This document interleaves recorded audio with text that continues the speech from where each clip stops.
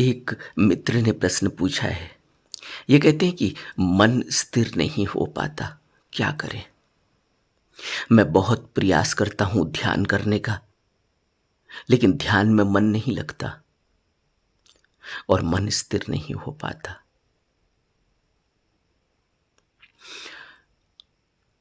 मन स्थिर होगा ध्यान से ही।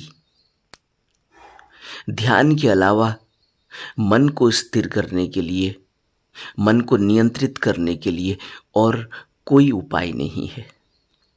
इसीलिए बुद्धों ने, संतों ने, ज्ञानियों ने, सिद्धों ने हमें ध्यान करने की सलाह दी, हमें ध्यान करने की विधि बताई।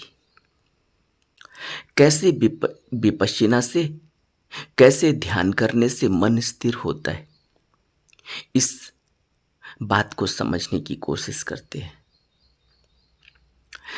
विपश्यना से मन स्थिर होता है क्योंकि जब हम अपनी तरफ से कुछ नहीं करते, बल्कि अपने मन को कुदरत के साथ जोड़ देते हैं, तो मन शांत होने लगता है, नियंत्रित होने लगता है। जो ध्यान नहीं भी करता, वह भी जब कुदरत के संपर्क में आता है, तो आपने देखा होगा, आपका खुद का भी अनुभव होगा, वह शांति महसूस करता है। सुबह सुबह आप मॉर्निंग वॉक पर जाते हैं, सामने आपके सूरज निकल रहा है, बड़ा ही प्रीतिकर दृश्य है, अच्छा लगता है। और थोड़ी देर के लिए, क्षण भर के लिए ही सही, मन रुक जाता है। क्षण भर के लिए ही सही, मैं नहीं कहता कि ज्यादा देर तक रुकेगा। क्षण भर भी अगर आपने उस सीन को देखा, उस दृश्य को देखा, मन रुका, उस मन के रुकते ही जो शांति महसूस हुई, वह आप अच्छी तरह से जानते। और इसीलिए हम रोज रोज उन स्थानों पर जाते हैं जहां मन थोड़ा शांत रहे। अगर वो कुदरती स्थान है तो जरूर हमें आनंद मिलेगा, लेकिन अगर वह कुदरती स्थान नहीं है तो मन और भी व्यग्र हो जाएगा। दोनों में फर्क भी समझना होगा। सुबह मॉर्निंग वॉक पर गए, चिड़ियाओं की चहचहाहट कान पर पड़ती है। अगर हम अपने कान में ईयरबड्स लगा के न चल रहे हो, क्योंकि आजकल तो फैशन है, आजकल तो हम आदत में आ चुके हैं, फैशन न भी हो, हम अगर कुदरती स्थान पर भी होते हैं, बगीचे में घूम रहे, पार्क में घूम रहे, उस हरे भरे दृश्य को हम देख ही नहीं पाते क्योंकि हमारे कान में कुछ और चल रहा होता है। वो अच्छा मंत्र ही चल रहा हो, अच्छा गाना ही चल रहा हो, लेकिन उसके बावजूद भी हम उसी दुनिया में हैं जिस दुनिया में हम अपने पूरे दिन में रहते हैं। कोई फर्क नहीं है यह ईयरबड लगा के मंत्र सुनना, ईयरबड लगा के कोई गाना सुनना, यह तो हम अपने कामकाज के समय भी कर सकते हैं, लंच के वक्त भी कर सकते हैं, जब विश्राम कर रहे हों थोड़ी देर तब भी कर सकते हैं, ऑफिस से आते जाते समय भी कर सकते हैं, क्योंकि हम क्राउड से, भीड़ से, अनावश्यक शोरगुल से बचना चाहते हैं। लेकिन अगर हम कुदरती स्थान पर जाकर भी ऐसा कर रहे हैं तो या तो हमारे पास समय की कमी है क्योंकि हमारे पास और वक्त नहीं, या हम अभी समझ नहीं पाए, क्योंकि जब भी मन को शांति मिलेगी, मिलेगी कुदरत में जाकर। यह हम सबका अनुभव है। इसीलिए हम कितने पैसे खर्च करके टूरिस्ट प्लेसेस में जाते हैं, ऐसी जगह पर जाते हैं जहां कुदरत का नजारा है।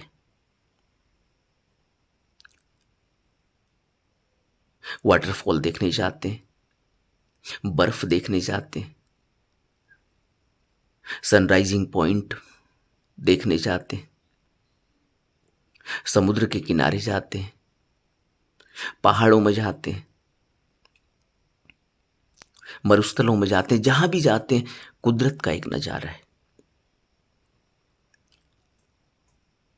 चिड़ियाघरों में जाते हैं और सफारी की यात्रा पर जाते हैं, जंगली जानवर दिखते हैं, कुदरत। क्योंकि मन कुदरत से जुड़ता है और उस कुदरत से जुड़ता है जहां हम कुछ करते ही नहीं, हमारा कोई लेना देना नहीं। बाकी दुनिया में तो हम बहुत कुछ करते हैं, मन को अपने किए हुए कृत्य पर लगाना चाहते हैं, वहां वो लगता नहीं, फिर बाहर चला जाता है।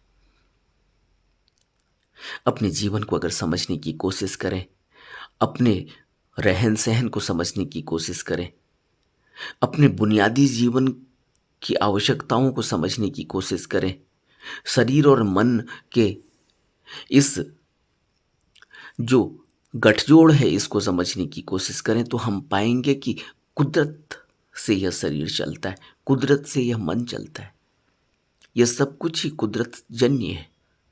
लेकिन जब हम यहाँ इसको कुदरत से अलग कर देते हैं, संसार में लगा देते हैं, वहाँ जहाँ जो सब कुछ हमारा किया हुआ है, तो यह वहाँ टिकता नहीं, यह कुदरत में ही जाकर टिकता है। इसी बात को समझाते हुए संतों ने, बुद्धों ने, ज्ञानियों ने, सिद्धों ने हमें कुदरत जन्य तरीका बताया ध्यान का। और बुद्ध ने जो ध्यान का तरीका बताया विपश्यना, वो यही कुदरत का तरीका है कि यह शरीर आती जाती सांस पर टिका हुआ है और यह सांस शरीर और मन का सेतु है। जिसको हम मन कहते हैं, यह शरीर के माध्यम से ही शरीर में मैनिफेस्ट होता है। अगर शरीर न हो तो इस मन को फिर कहीं नहीं देखा जा सकता, बिना शरीर के मन नहीं देखा जा सकता। और जब शरीर होता है तब मन का अनुभव किया जा सकता है, मन को देखा जा सकता है, मन की सुनी जा सकती है, मन के बताए हुए तरीके से कृत्य किया जाता है। हम सब जानते हैं, एक छोटा सा बच्चा भी मन की बात करता है। जब शरीर में मैनिफेस्ट होता है, शरीर और मन का जो सेतु है वो है सांस। लेकिन कौन सी सांस? जो कुदरत से लगातार चल रही है, अपने से चल रही है, हम लेते नहीं। घड़ी की टिक टिक टिक टिक होती है, वहां भी घड़ी में सेल डाला हुआ है, इसलिए टिक टिक टिक टिक हो रही है। लेकिन यहाँ तो कुदरत से कोई यहाँ मशीनरी नहीं है, अंदर कोई यहाँ बैटरी नहीं है, उसके बावजूद भी टिक टिक टिक टिक लगातार चल रही है। उसके बाद भी सांस का आवागमन अपने से स्वतः ही हो रहा है। हम सो जाते हैं फिर भी होता है, हम काम में लिप्त हो जाते हैं फिर भी होता है, हम बेहोश होते हैं फिर भी होता है, अपने से होता है। तब बुद्ध ने कहा कि जब अपने से सब कुछ हो रहा है तो अपने होश को, अपने मन को जो अपने से हो रहा है उससे जोड़ दो, यानी आती जाती सांस पर मन को टिका दो। इसको बाहर इधर उधर व्यर्थ में, संसार में, अपने बनाए हुए संसार और समाज के बनाए हुए वस्तुओं से निकालकर कुदरत जन्य तरीके से आ रही जा रही सांस पर टिका दे, रुकने लगेगा। अगर 1 सेकंड भी रुका तो स्थिति वैसी ही होगी जैसे 1 सेकंड चिड़िया की चहचहाट आपने पार्क में सुनी थी। पार्क में आपने कोई दृश्य देखा था कुदरती, आपने बर्फबारी देखी थी पहाड़ों में जाकर, आपने वर्षा देखी, बरसात में आपने बरसात का आनंद लिया, आप भूल गए। इसीलिए तो लोग बरसात में नहाते, इसीलिए तो लोग हवा में जाकर खड़े हो जाते। सब कुदरत से जुड़ा हुआ है। और जैसे जैसे हम कुदरत से दूर चले जाते रहेंगे, हम मन को टिकाने के लिए क्लब में चले जाएं, अपने द्वारा बनाए गए उन तरीकों में टिकाएं जहां हम सोचते हैं कि मन को आनंद मिल रहा है। शराब में टिकाएं, और कोई नशे में टिकाएं, काम वासना में टिकाएं, वहाँ टिकाएं जो अपने द्वारा बनाई गई चीज़ें हैं, वहाँ टिकता नहीं। और भी व्यग्र हो जाता है, उदास हो जाता है, थोड़ी देर के लिए आवेश में होता है, आवेग में होता है, आनंद में होता है, झूम रहा होता है, और फिर उसी तरीके से उसी अनुपात में नीचे गिरता है और फिर दुखी हो जाता है, उदास हो जाता है। इसीलिए हर वह कामुक व्यक्ति उदास हो जाता है काम वासना के बाद। इसीलिए हर कोई व्यक्ति नशा करने के बाद जब नशा टूटता है तो उदास हो जाता है। फिर वही डिमांड, फिर वही मांग। लेकिन जब कुदरत से जोड़ते हैं, स्वतः जुड़ जाता है। फिर कोई मांग अपने से नहीं करता, कुदरत, क्योंकि कुदरत से ही चल रहा है सब कुछ, कुदरत में आकर स्वयं टिक जाता है। और फिर जब अंदर टिकने लगता है, सांसों में टिकने लगता है, तो फिर बाहर भी कुदरत से अपने आप टिकने लगता है। फिर कुदरत का हर दृश्य, एक एक पत्ता इसको आनंद देने लगता है। पत्ता हरा है तब भी आनंद देता है, पत्ता सूखा है तब भी आनंद देता है, पत्ता पेड़ पर टिका है तब भी आनंद देता है, और पत्ता पेड़ से गिरता है तब भी आनंद देता है। तब पक्षी की आंखों में देखने से आनंद मिलता है। उसकी वह जीवंतता आंदोलित कर जाती है, आनंदित कर जाती है। तब किसी भी हिंसक जानवर को देखकर आनंद आता है। इसीलिए हम सफारी की यात्रा पर निकलते। जीवन को समझने की कोशिश करेंगे तो पाएंगे कि कुदरत, और इसी कुदरत से जुड़ने को हम ध्यान कहते हैं।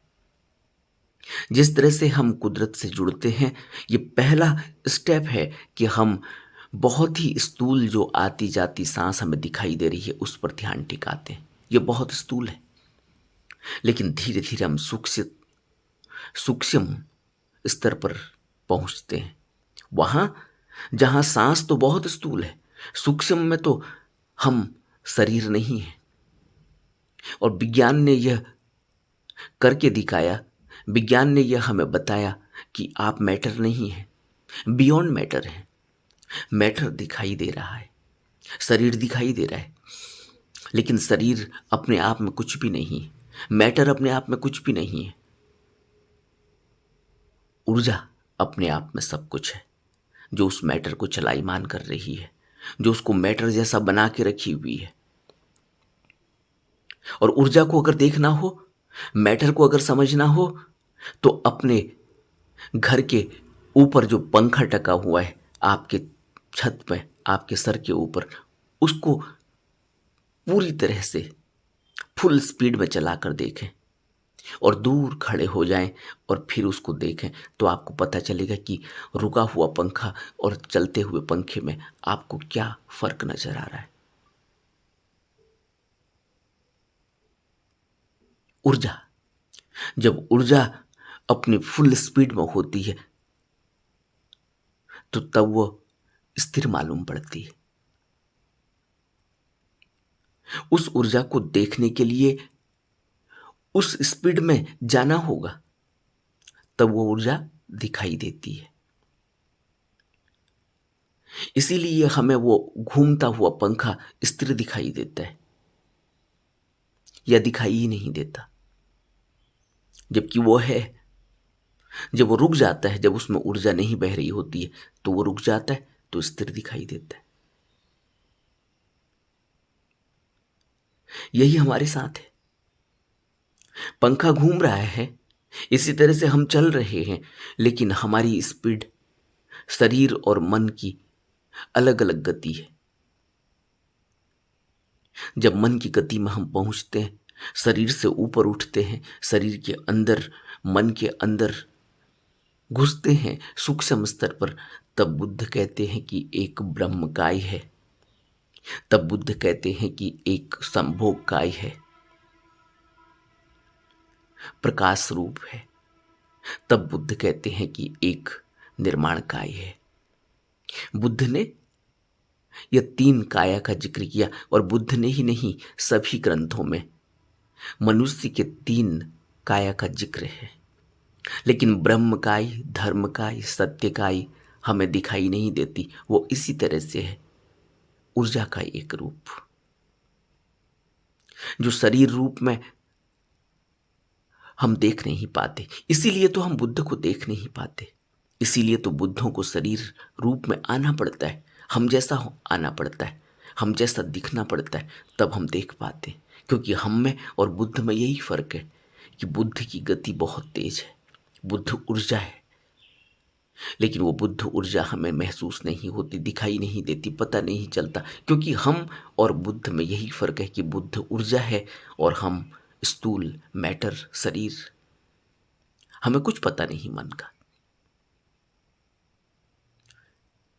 इसलिए शुरुआत करनी होती है कुदरत से। कुदरत यानी आती जाती सांस को देखते हुए हम अपने सूक्ष्मतम स्तर पर अंदर की तरफ बढ़ते हैं, मन को स्थिर करके मन के अंदर जाते हैं। इसको मंदिर कहा गया। मन अंदर, मंदिर, ये मंदिर मंदिर बन गए। जो अंदर है उसको हमने बाहर प्रतिष्ठित किया, प्राण प्रतिष्ठा की, और फिर बाहर उसकी पूजा अर्चना की। लेकिन हम कभी भी मन अंदर उसी मंदिर को जिसको बाहर हमने प्रतिष्ठित किया है, अपने मन के अंदर नहीं देख पाए, जा नहीं पाए, बाहर ही रह गए। इसीलिए हमारा आध्यात्मिक उत्थान नहीं हो पाता। और बुद्धों ने, संतों ने, ज्ञानियों ने, सिद्धों ने हमें आकर यह तरीका बताया कि कैसे मन स्थिर होता है। जब मन स्थिर होगा तभी उसके अंदर जाया जा सकता है। आप चलते हुए पंखे को खोलकर उसकी मोटर नहीं देख सकते, उसकी बाइंडिंग नहीं देख सकते। आपको उसको बंद करना होगा, उसको स्थिर करना होगा। इसी तरह से आप अपने मन को, चलते हुए मन को नहीं देख सकते। चलते हुए मन को देखेंगे तो बेहोश हो जाएंगे। यही बेहोशी आज हमारे सामने है। हम चलते हुए मन को नहीं देख पाते। यह कब एक डाल से दूसरे डाल पर छलांग मार देता है, बंदर की तरह। बुद्ध कहते थे बंदर की तरह है यह मन, जो एक डाल को पकड़कर दूसरे डाल में छलांग मार देता है। लेकिन बुद्ध कहते हैं कि अभ्यास के जरिए इस पर नियंत्रण पाया जा सकता है, इसको स्थिर किया जा सकता है। और जब मन स्थिर होता है तब उसके अंदर हम उसको सूक्ष्म रूप में देख पाते हैं, जिसको बुद्ध कहते हैं संभोग काय। और फिर और अंदर जाकर हम उसको, और अंदर में जाकर उसके असल रूप को देख पाते, जिसको बुद्ध कहते हैं सत्यकाय, धम्मकाय, ब्रह्मकाय। आज हम उस स्थिति में नहीं हैं। इसीलिए हमें कोई शरीर में वो ब्रह्म प्रकट होना चाहिए, वो ब्रह्म, वो सत्य, वो धम्म प्रकट होना चाहिए। किसी शरीर की में देखकर हम उस बुद्धम शरणम इसीलिए कहा गया। शरीर रूप में जो बुद्ध को शरीर लेने की जरूरत पड़ी है, हमारी वजह से पड़ी है। और जब हम उस शरीर की शरण लेते हैं तो उसमें हम धीरे धीरे उस सत्यकाय को, उस धम्मकाय को, उस ब्रह्मकाय को अनुभव कर पाते हैं। और फिर धीरे धीरे अपने अंदर बढ़ते हैं अभ्यास के जरिए। उसके बाहर के औरे से, उसके बाहर की हवा से, उसके बाहर के अनुशासन से हम सीखते हैं। इसीलिए सभी ज्ञानियों ने, सभी संतों ने, सभी बुद्धों ने गुरु की बात कही कि बिना गुरु के तो ज्ञान नहीं होता। हम नहीं समझ पाते इस बात को। हम सोचते हैं कि हम खुद कर लेंगे। हम बेहोश, जिसको कुछ भी पता नहीं कब सांस आई कब गई, जिसको कुछ भी पता नहीं, कुदरत में रहते हुए कुदरत का कुछ पता नहीं। बुद्ध कहते हैं कि ये शरीर धातु मनिस्कार, जिसको कहते हैं कि यह 4 धातुओं से बना हुआ शरीर, हमें कुछ भी पता नहीं चलता इसका। न तो हमें इसमें उस तेज का पता चलता, न उस पानी का पता चलता, न उस हवा का पता चलता, और न उस पृथ्वी का पता चलता। और बिना इसके यह शरीर चलता नहीं है, बनता नहीं है। इसलिए हमें शुरुआत करनी होती है कुदरत से जुड़ने के लिए अपने ही सांसों को आते जाते हुए को सिर्फ महसूस करना, सिर्फ उसको स्मृति बनाकर रखनी है, होश को टिकाकर। होश मतलब मन। अभी हमारा जो मन है वो बेहोश है, क्योंकि वह इंद्रिय भोगों में लिप्त है। वो बेहोश मन नहीं, वो जागरूक मन, जो मन का शुद्ध रूप है, जिसको बोधि चित्त कहते हैं, उसको उघाड़ने की कोशिश करनी है। जितनी जितनी स्थिरता बढ़ती चली जाएगी, जितना मन रुकने लगेगा, बोधि चित्त प्रकट होने लगेगा, शुद्ध चित्त प्रकट होने लगेगा, और यह मन छटने लगेगा, ऐसे ही जैसे बादल छट जाते हैं और फिर सूरज की रोशनी दिखाई देती है। बुद्ध कहते हैं कि इसका अर्थ यह थोड़ी है कि कोहरा लगा है तो सूरज निकला ही नहीं। ऐसे हम आगे बढ़ते हैं, और तब मन स्थिर होता है। तब पता चलता है कि हम वास्तविक रूप में हैं कौन। तब पता चलता है कि बुद्ध में और हम में कोई अंतर नहीं। तब पता चलता है कि हम जिसको जीवन समझ रहे हैं वो जीवन नहीं है, जीवन तो कुछ और है। जिसकी कोई मृत्यु नहीं, वह जीवन, वह धम्म जो किसी और के सहारे पर नहीं टिका है। इसको गुरुदेव नानक कहते थे अजोनी, यानी जो किसी गर्भ में नहीं आता, जो किसी जोनी में, जो किसी योनि में नहीं आता, लेकिन दिखता है, हर जीवन में दिखता है, लेकिन उसके बावजूद भी उसकी कोई मृत्यु नहीं है। वो लगातार बहाव चलता ही रहता है। तब हम उसको देखते हैं। उसको तुम जीवन कह लो, उसको तुम ऊर्जा कह लो, उसको तुम आत्मा कह लो, उसको तुम प्राण कह लो, उसको तुम शून्य कह लो, अगोद कह लो, कुछ भी कह लो। ये नाम की वजह से हम कंफ्यूज हो जाते हैं और फिर बात विवाद करने लगते हैं, क्योंकि हमें कुछ पता तो है नहीं। लेकिन बुद्धि और मन के स्तर पर हम भी बात विवाद करने लगते हैं, एक दूसरे से लड़ाई झगड़ा करने लगते हैं। जबकि धम्म धम्म ही है, धम्म के अलावा कुछ भी नहीं। लेकिन हम धम्म को मजहब समझ बैठते हैं। हमने धम्म को तोड़ दिया, अलग अलग रूपों में तोड़ दिया, अलग अलग कबीलों में तोड़ दिया, अलग अलग देशों में तोड़ दिया। यह हमारे मन की उपज है, बुद्धि की उपज है। धम्म ऐसा नहीं है। धम्म तो शाश्वत सत्य है जो कभी नहीं बदलता। लेकिन यह सिर्फ हमारे लिए कल्पनाएं रह जाती हैं, लिखी हुई बातें रह जाती हैं धर्म ग्रंथों में। क्यों? क्योंकि अभी कभी हमारे यह अनुभव में आता नहीं, और अनुभव में आने के लिए तो अभ्यास करना होगा। और अभ्यास की शुरुआत होती है आनापान सति योग, बुद्ध जिसको कहते हैं आती जाती सांस को देखो, मन को स्थिर करके, स्मृतिवान होकर।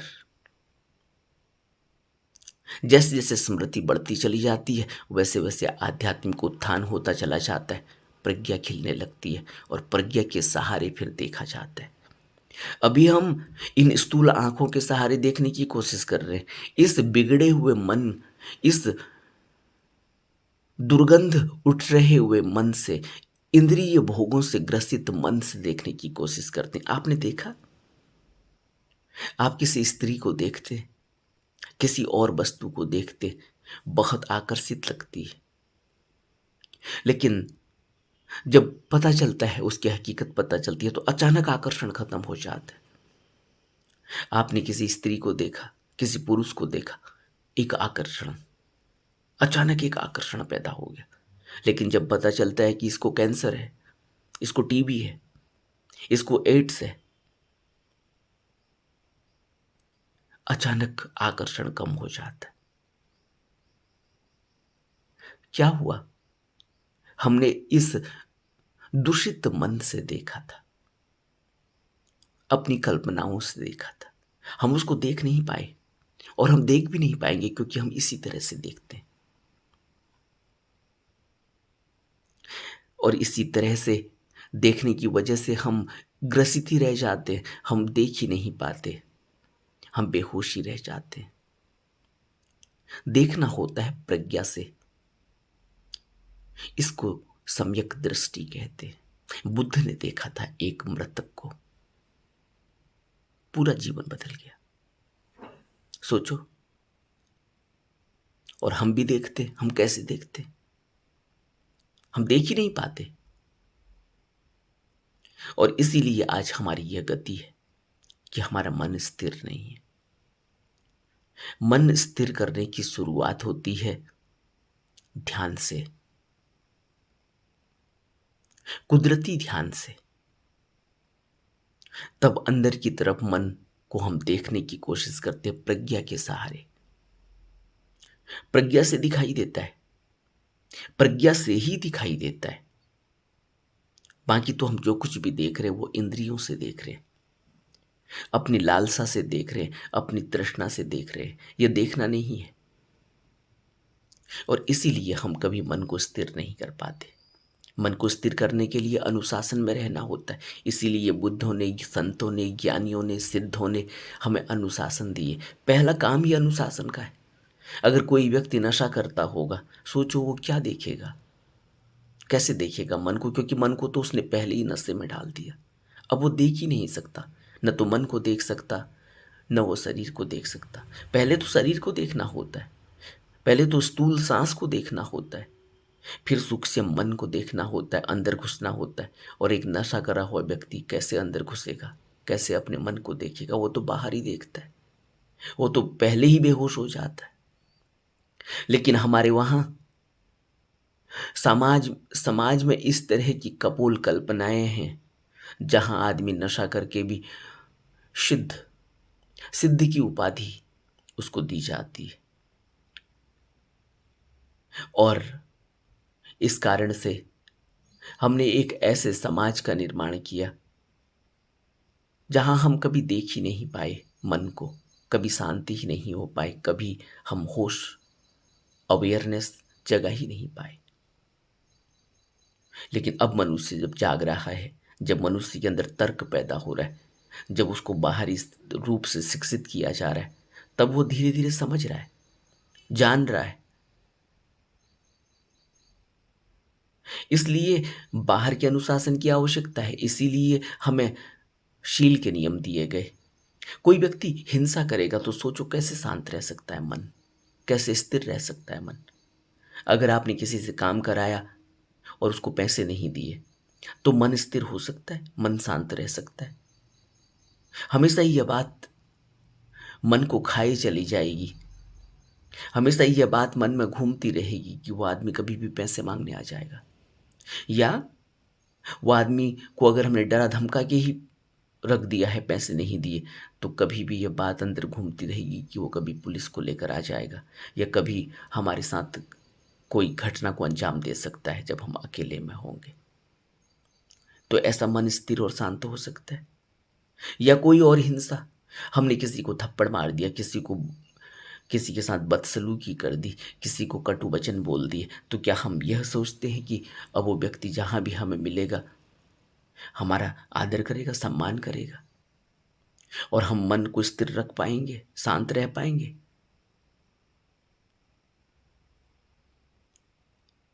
अगर हम हिंसा करते रहे,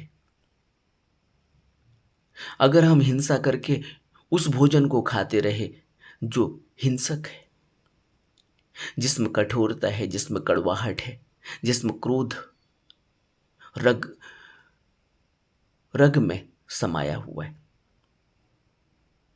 किसी जानवर को मारते हैं, उसका क्रोध, उसका दुख रोम रोम में समाया होता है उस मांस के, हम उस मांस को खाते हैं, तो हम क्या सोचते हैं कि हमारा मन स्थिर हो जाएगा? जब हम खा ही नेगेटिव रहे हैं,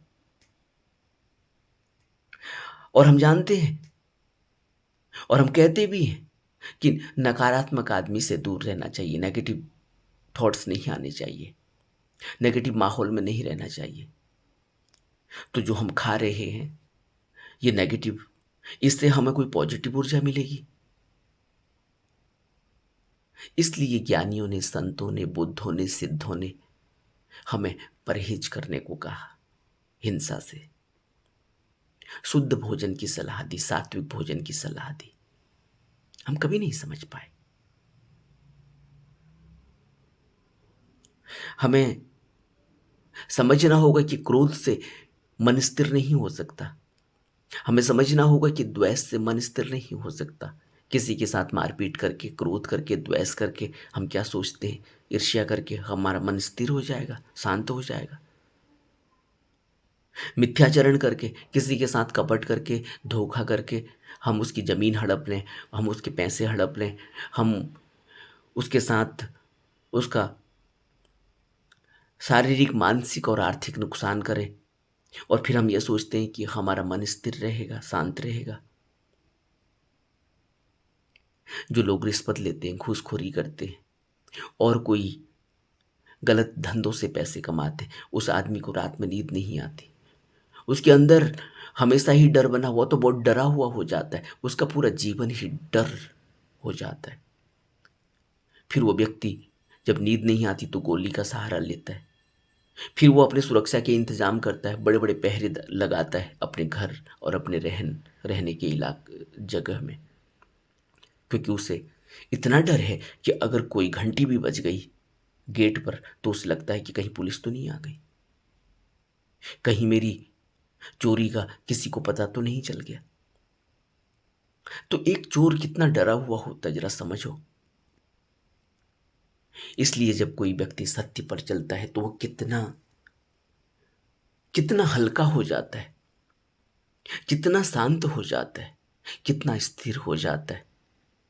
उसकी आवाज ही अलग होती है, उसका रहन सहन चलन ही अलग होता है। क्या हम कभी यह महसूस नहीं कर पाए? इसलिए बुद्धों ने, सिद्धों ने, ज्ञानियों ने, संतों ने हमें